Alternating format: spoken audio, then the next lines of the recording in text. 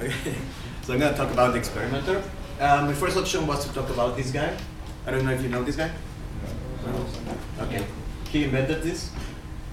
No? Yeah. Exactly. So he's very famous. He's a really good experimenter, good inventor. He made over 200 different inventions, over 2,000 patents. But he says that he found 10,000 ways that doesn't work. So he was experimenting constantly. But I decided to talk about this other guy instead, Wile E. Coyote. He's the greatest experimenter ever. Because he had really one only goal. He wanted to eat some roadrunner. So he actually tried for 48 episodes. Each of them tried 7 minutes, like in average, and sometimes between like 10 different ways in each of the episodes. So he actually tried 480 ideas to get to the same goal. Some of the ideas that he was trying was just plain simple catch him. Other ones was trying to just fool him. Other ones he tried literature so we can study how to get a roadrunner. Others some kind of mechanics, a little bit more advanced mechanics, a little bit more advanced, some technology, and even some really high tech. But actually, well, he tried 480. So he is, I think he's one of the greatest experimenters, and he has several characteristics that he shares with other fellow experimenters. He really has passion for hard work. He has a really curious mind.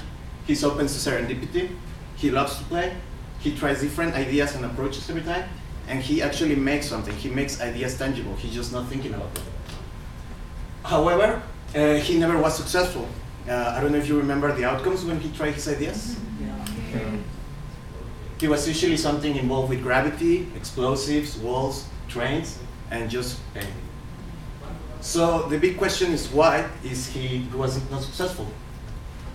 I mean, experimentation should be good because it's in a book and we have to talk about it. But we'll back to it.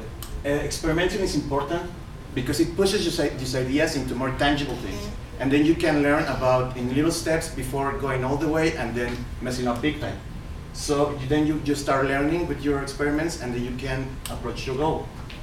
So returning to why he was not successful, because he did not learn from his mistakes. As we mentioned before, it usually involved gravity, explosives, walls, and trains. So he was doing all these little experiments but getting the same results. For example, some of the experiments, they go just by the edge of a cliff. It goes with the mechanics that it's going to fall into something, or complicated electronics. So some examples that are actually in real life on how to experiment are prototyping, either extreme, multiple, doing videos, implementing the changes you want to make, breaking the rules, or just playing with customers. So finally, just some questions so you can think about it, because everybody says let's experiment really fast and cheap. But how fast is fast? How cheap is cheap? How do you make that it's acceptable to have failures? How do you make it acceptable for your customers to show them rough prototypes? And how do you let go mistakes? Thank you.